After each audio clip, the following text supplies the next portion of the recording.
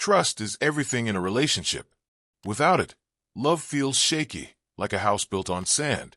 I used to believe I had something real, something unbreakable. When I met her, she felt like a dream, effortlessly beautiful, full of life. And she had this way of making me feel like I was the only person in the world. She laughed at my dumb jokes, sent me good morning texts before I even woke up, and talked about our future like it was already written in stone. Late-night drives with music blasting, lazy Sundays wrapped up in each other, whispered promises about forever. Our love felt easy, solid. I was sure she was my person. But looking back, I was blind. I was so caught up in the idea of us that I didn't see what was happening right in front of me. I didn't see her slowly pulling away, breaking everything we built. At first, the changes were small, so small that I almost didn't notice them. She was still there, still smiling, still saying all the right things. But something felt different. She wasn't as present. When we talked, her eyes would flicker to her phone more often. Her laugh didn't come as easily. And sometimes, when I reached for her hand, she'd pull away without thinking. She started texting more, but when I asked about it, she'd brush it off. "Just work stuff," she'd say, locking her screen before I could see. Her schedule became unpredictable. Late nights at the office, last-minute weekend plans she never used to have. I told myself it was nothing, that she was just busy, that I was overthinking. But a feeling had started creeping in, quiet at first, like a whisper in the back of my mind. Something wasn't right, and deep down, I already knew. It happened one night, while we were lying in bed. Her phone lit up on the nightstand, and for a split second, I saw a name I didn't recognize. Before I could even process it, she grabbed the phone, turned it over, and mumbled, "Ugh, work drama." Her voice was casual, but something about the way she moved, too fast, too careful, didn't sit right with me. I didn't ask anything else. I just nodded and let it go. But inside, something shifted. Up until that moment, I had ignored every little sign, convincing myself that I was imagining things. But this was different. It wasn't just a feeling anymore. It was real. I started noticing more. How she'd angle her phone away from me. How she'd step outside to take certain calls. How her smile faded the moment she hung up.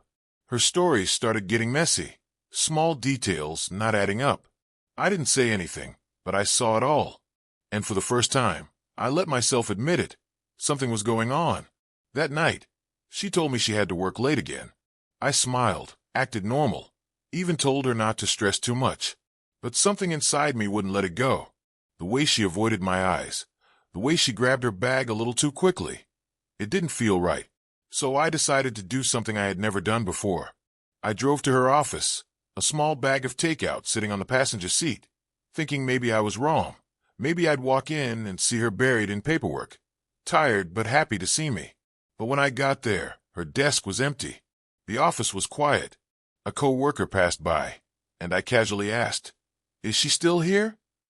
She frowned, confused. "No, she left early. Around 6.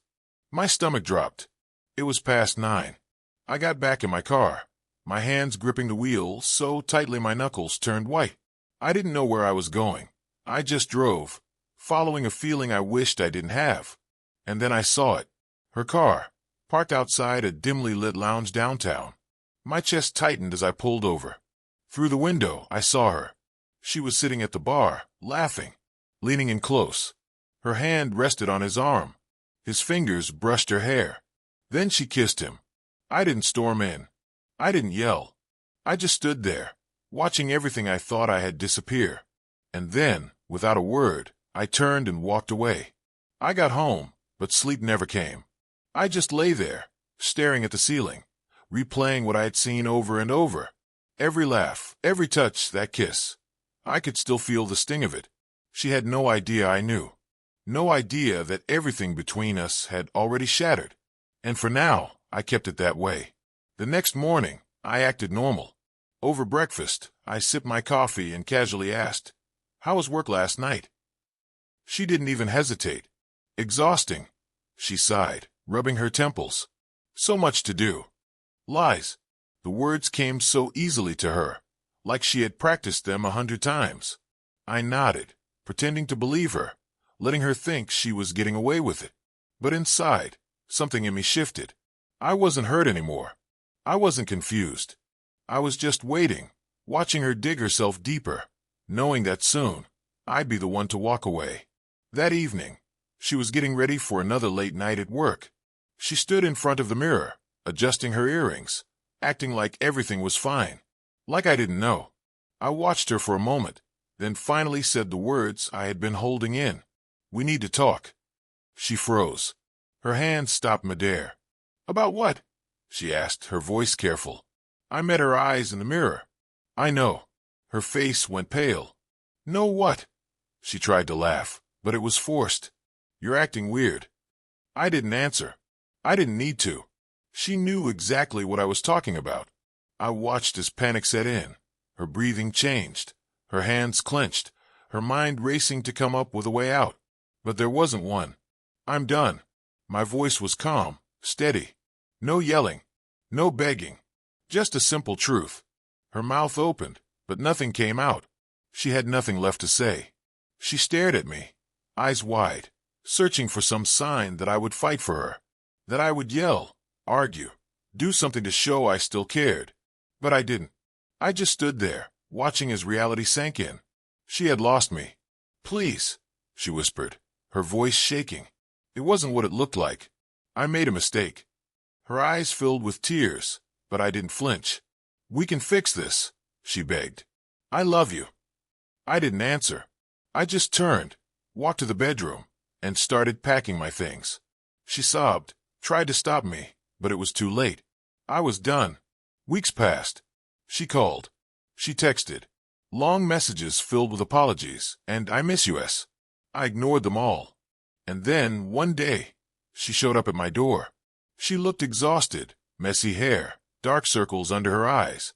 Nothing like the confident woman I once knew. "I broke it off with him," she whispered. "I thought you would fight for me." I shook my head. "You thought wrong."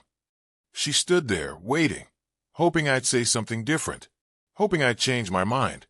But I didn't. "It's too late," I said, my voice calm final. Her lip trembled. "Please, just one more chance." I sighed, not in anger, not in sadness, just exhaustion. I had nothing left to give her.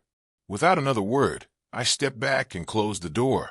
For a moment, I stood there, listening. She didn't leave right away. But eventually, her footsteps faded. I took a deep breath. And for the first time in months, I felt at peace. I was finally free.